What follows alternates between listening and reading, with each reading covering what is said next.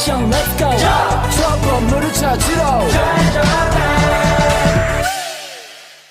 Assalamualaikum warahmatullahi wabarakatuh. Perkenalkan kami dari kelompok 2, Prodi Pendidikan Biologi semester 2. Saya Nur Aziza bersama rekan-rekan saya. Perkenalkan, nama saya Rizky Indian Jala. Nama saya Ivon Marontong. Perkenalkan, nama saya Saskia Dewi Lestari. Nama saya Melani Patonggolan. Perkenalkan, nama saya Nabila Salsabila Prayogo. Jadi di video kali ini kami akan melakukan wawancara dari beberapa narasumber yang ada. Dari wawancara tersebut, kami akan analisis berdasarkan topik yang telah diberikan, yaitu kalimat efektif. Video ini kami buat untuk memenuhi UTS Bahasa Indonesia oleh dosen pengampu Ibu Intan Permatasari, SPD MPD.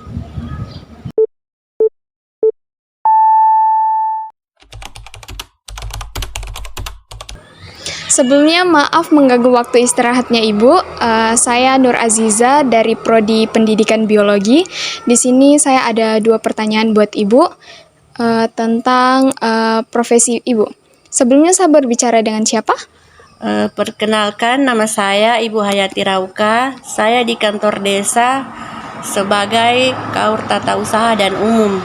Oh iya. Oke Ibu, sudah berapa lama Ibu bekerja di kantor desa? Saya di kantor desa itu dari tahun 2016 sampai sekarang, berarti sudah 10 tahun. Oh iya, berarti 10 tahun ya? Iya. Oke. Yang kedua, apa saja tantangan yang Ibu hadapi saat bekerja sebagai aparatur desa? Tantangan yang paling kontras itu di pemerintah desa itu masalah bantuan. Misalnya itu bantuannya masyarakat biasa itu dikira pemerintah desa yang hapus, padahal masyarakat tidak cek adminduknya mereka. Padahal sekarang itu bantuan tidak bisa salah satu saja kayak titik yang bermasalah itu langsung dihapus dari pemerintah pusat. Jadi makanya itu yang kami atur di desa itu biasa harus kasih betul itu adminduknya mereka sampai bantuannya itu harus tetap jalan begitu. Oh, berarti di desa ada kesalahpahaman yang begitu ya? Iya. Oh iya. Oke baik Bu, terima kasih atas waktunya. Ya, sama-sama. Permisi Kak, boleh minta waktunya sebentar? Ya, boleh. Perkenalkan, nama saya Nabila Salsabila Prayogo, mahasiswa Universitas Sintu Maroso, program studi Pendidikan Biologi. Pada kesempatan kali ini, saya akan melakukan wawancara sebagai bagian dari tugas mata kuliah Bahasa Indonesia. Kalau boleh tahu dengan kakak siapa? Mujahidah. Kesibukan kakak sekarang apa? Sebagai karyawan di Resto Doyan Ayam. Oke. Kalau boleh tahu, sudah berapa lama kakak bekerja di Resto Doyan Ayam ini? Sudah jalan 3 bulan. Apa saja tantangan yang sering kakak hadapi dalam pekerjaan sehari-hari? Tantangan yang paling berat itu mencapai target omset per bulan di sini 60 juta. Sedangkan dengan posisi dan situasi poso yang tidak seperti kota-kota besar pada umumnya, itu sangat beban untuk saya. Selanjutnya, apakah kakak memiliki pekerjaan tambahan di luar jam kerja untuk menambah penghasilan? Tidak. Oke, hanya itu saja pertanyaan dari saya. Terima kasih banyak Kak atas waktu dan informasinya. Perkenalkan, nama saya Ivon Marontong. Saya dari jurusan FK Biologi dan di sini saya izin mau mewawancarai Ibu untuk memenuhi tugas UTS mata kuliah Bahasa Indonesia. Kalau boleh tahu dengan Ibu siapa? Saya Pendeta Herlilin Baja, pendeta di Jemaat Hosiana Pantango Lembah.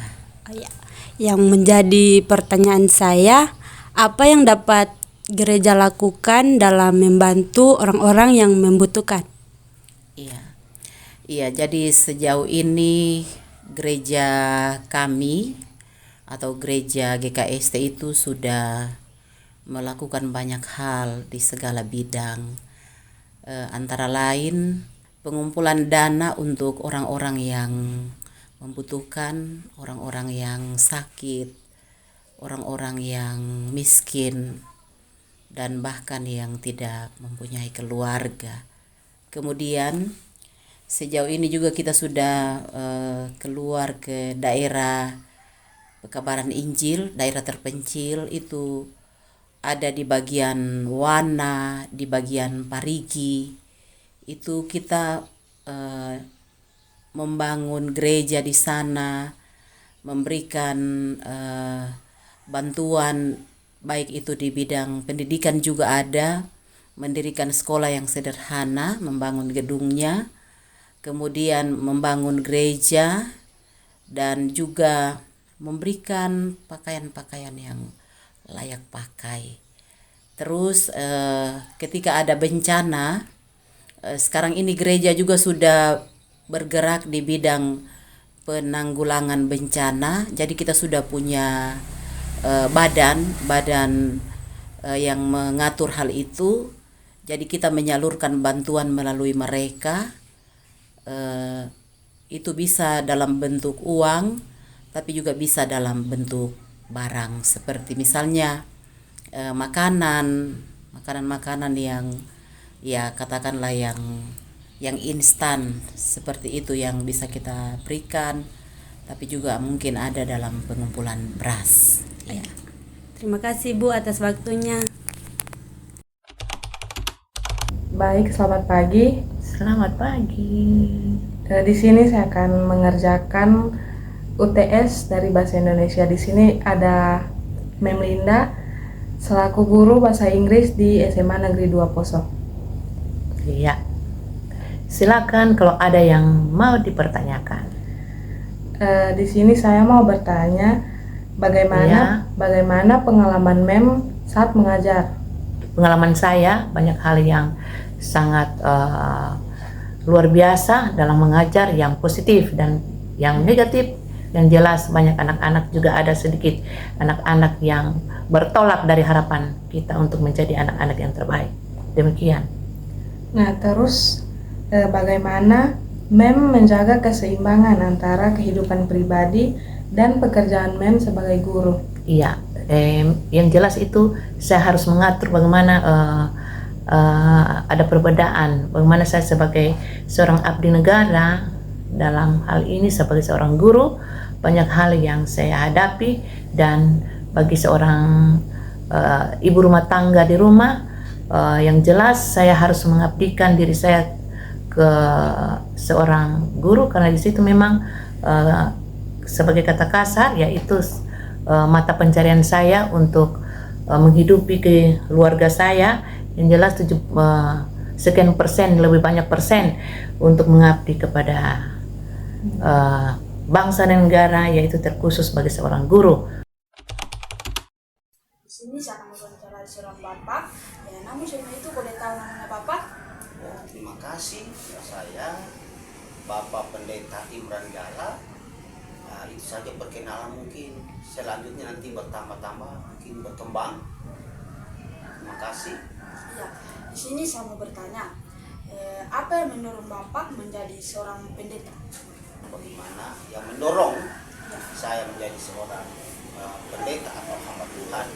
Nah, itu tidak terlepas daripada firman Tuhan, karena sesuai dengan firman Tuhan yang dikatakan ladang sudah menguning tetapi penuai-penuai itu kurang. Nah, itu yang mendorong saya sebagai pendeta.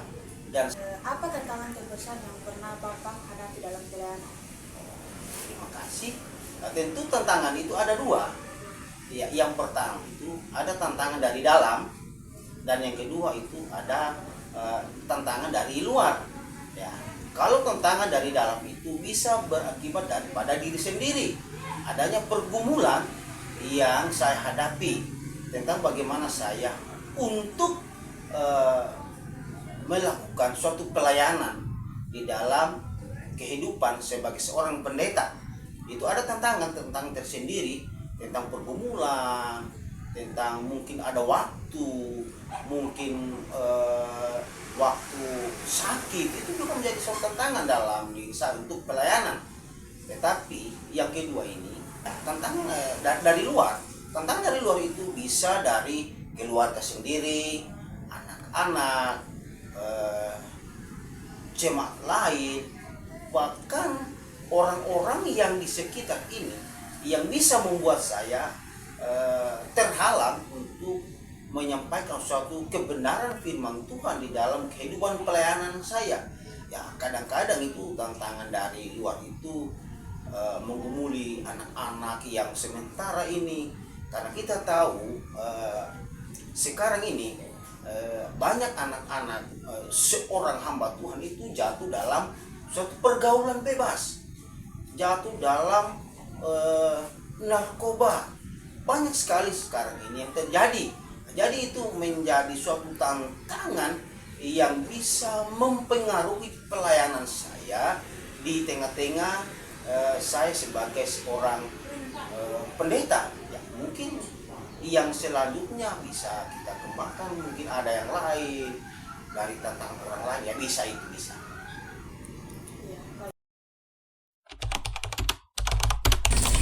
Jadi, hasil analisis yang diwawancarai oleh Aziza dengan narasumber seorang aparat desa Kepala Bidang KAUR Tata Usaha dan Umum yang bernama Ibu Hayati, kami menganalisis pada jawaban pertama ada kekeliruan. Narasumber menyebutkan sudah 10 tahun, padahal jika dihitung dari 2016 hingga sekarang 2025, seharusnya sudah 9 tahun. 2016 sampai sekarang berarti sudah 10 tahun. Ini adalah kesalahan faktual yang perlu diperbaiki. Keefektifan dalam kalimat ini cukup jelas, tetapi bisa disederhanakan untuk meningkatkan keefektifan.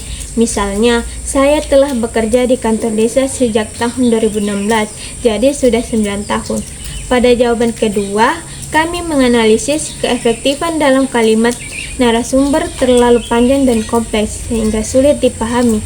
Ada banyak pengulangan dan frasa yang tidak jelas seperti kayak dan yang membuat kalimat terasa informal dan kurang terstruktur. Secara keseluruhan, Ibu belum sepenuhnya menerapkan penggunaan kalimat efektif dalam jawaban kedua. Jawaban pertama juga mengandung kesalahan faktual mengenai lama bekerja. Jadi, hasil analisis yang diwawancarai oleh Nabila dengan narasumber seorang karyawan restoran yang bernama Mujahidah dapat disimpulkan bahwa sebagian besar kalimat yang digunakan sudah cukup komunikatif, namun belum seluruhnya memenuhi kriteria kalimat efektif. Beberapa kalimat belum memenuhi syarat kelengkapan struktur, seperti jawaban sebagai karyawan di resto doyan ayam, yang sebaiknya diubah menjadi kalimat lengkap. Misalnya, saya bekerja sebagai karyawan di resto doyan ayam. Selain itu, penggunaan kata dalam kalimat seperti itu sangat beban untuk saya, kurang tepat dan dapat diperbaiki menjadi hal itu menjadi beban tersendiri bagi saya. Secara keseluruhan, wawancara ini sudah cukup baik, namun perlu perbaikan dalam pemilihan kata dan struktur kalimat agar lebih efektif dan sesuai dengan kaidah bahasa Indonesia yang baik dan benar. Jadi, hasil analisis yang diwawancarai oleh Ivon dengan narasumber seorang pendeta bahwa kalimat yang digunakan belum sepenuhnya menggunakan kalimat efektif. Beberapa kekurangan yang ditemukan meliputi banyak kalimat yang terlalu panjang dan mengandung beberapa ide sekaligus, sehingga menyulitkan pemahaman. Terdapat pengulangan yang tidak perlu yang dapat mengganggu untuk meningkatkan kejelasan. Teks kurang terstruktur dengan baik sehingga ide-ide utama yang disampaikan secara terpisah dan jelas. Beberapa istilah yang digunakan kurang jelas dan bisa lebih spesifik untuk memberikan pemahaman yang lebih baik. Beberapa kalimat dapat dikondisikan untuk meningkatkan kejelasan dan keakuratan informasi. Secara keseluruhan, narasumber belum menerapkan kalimat efektif dalam menyampaikan informasi. Jadi, hasil analisis yang diwawancarai oleh Melanie dengan narasumber seorang guru, kami menyimpulkan bahwa beberapa kalimat yang disampaikan tampak berulang dan tidak langsung menyampaikan inti pesan. Misalnya, Pernyataan tentang peran sebagai guru dan ibu rumah tangga diulang beberapa kali tanpa memberikan informasi baru. Kalimat-kalimat yang digunakan bisa dipersingkat untuk meningkatkan efektivitas. Kalimat yang terlalu panjang cenderung mengurangi fokus pendengar. Beberapa frase seperti mengabdikan diri dan mata pencaharian bisa disederhanakan untuk membuat kalimat lebih mudah dipahami. Dapat disimpulkan, narasumber belum menerapkan kalimat efektif dalam menyampaikan informasi. Jadi, hasil analisis yang diwawancarai oleh Jessica dengan narasumber pendeta dapat kami simpulkan bahwa kalimat cukup panjang dan kompleks, sehingga bisa membuat pendengar kesulitan untuk memahami maksudnya. Kalimat tersebut cenderung berbelit-belit dan tidak langsung pada inti pesan. Kalimat yang efektif seharusnya jelas dan mudah dipahami. Kalimat terlalu panjang dan mengandung beberapa ide sekaligus. Kalimat yang efektif biasanya lebih singkat dan fokus pada satu ide utama. Beberapa istilah dan frasa yang digunakan mungkin tidak familiar bagi semua pendengar, sehingga bisa membingungkan. Penggunaan bahasa yang lebih sederhana dan langsung akan lebih efektif.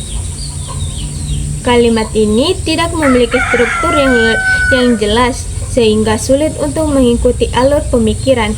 Kalimat efektif biasanya memiliki struktur yang logis dan teratur. Ada beberapa ide yang bisa dihindari untuk membuat kalimat lebih ringkas. Jadi, dapat disimpulkan narasumber belum menerapkan kalimat efektif dalam menyampaikan informasi. Sekian dari kami. Wassalamualaikum warahmatullahi wabarakatuh.